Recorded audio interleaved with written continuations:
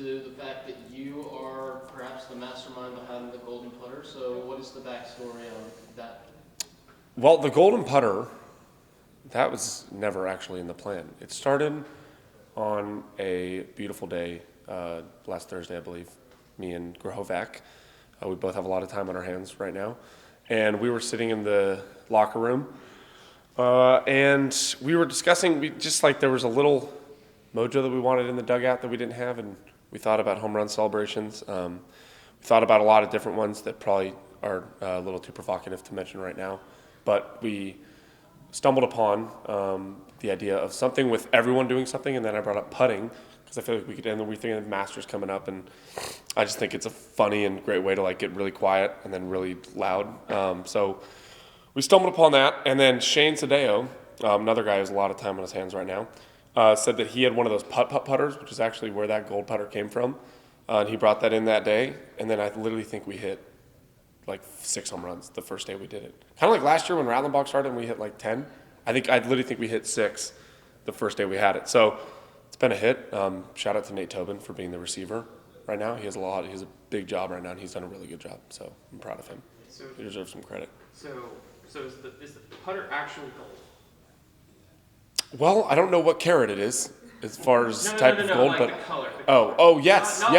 The putter. Like gold. Yeah, it's not like your Aggie ring. Okay. It's a little cheaper than that. No, I think it's from like Tiger Woods putt. I don't know, okay. But it is gold, I believe. So spray paint. I don't know. So then you had to you guys have like a hole that Tobin holds, and you like. Mm-hmm. So yes, our hole is due to like just the sheer lack of skill that some of our players have with putting. We do have to have a movable hole, and that's where Nathan Tobin comes into play. He's been great. He works hard on it. Works hard on it away from the field too. So he's been a big help to us for sure. How good is your short game? My short game's incredible, truly. When I can't hit the ball with a lot of club speed and ball speed, so I focused a lot on my short game in the past. I'd say about 3 to 4 months, and I've gotten really good. But there's still improvement that needs to be made. But the thing with me is if I hit a home run, which I don't know if that's going to happen. I hope so. It'd be cool if it happened this weekend. I'm going to tell Tobin to move, and I'm actually going to go ahead and just try to rip it with just where it's at and not have a movable hole. So we'll see. I don't know. So maybe I'll hit one. Who's the best putter on the team when the hole doesn't? Hensler's a good putter. Hensler's a sneaky, really good golfer. Dude can hit. You know who was a good golfer? Oschenbeck. Legit golfer.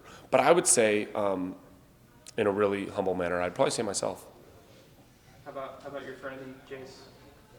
Jace is terrible. Jace is literally god-awful.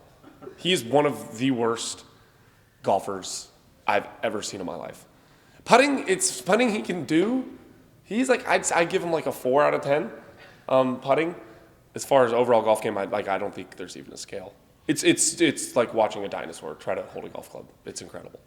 You mentioned just you guys in the locker room just trying to find something to get mojo going, and then results happen. Just how much of something like this can help a team with morale and just with confidence, just to add something fun into the process?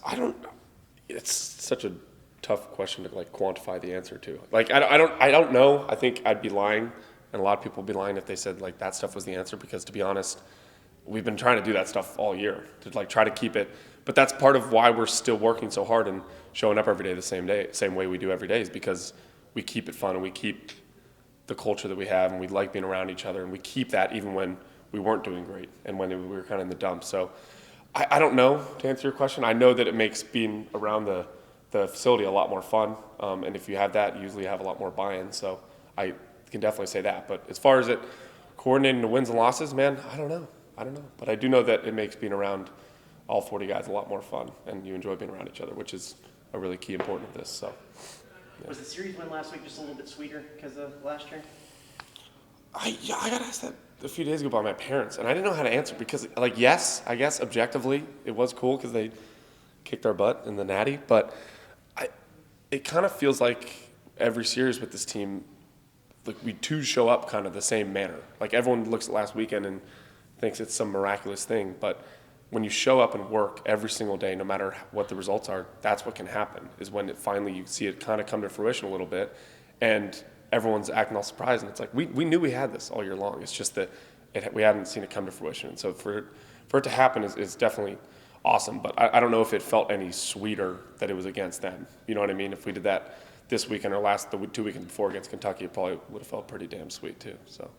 How big do you feel like last night's game was, just being able to carry that momentum from the weekend over to a midweek that, not saying y'all would overlook it, but it can be in the grand It can definitely, yeah. SEC play. So just how big was that win last night to see the offense just continue to produce?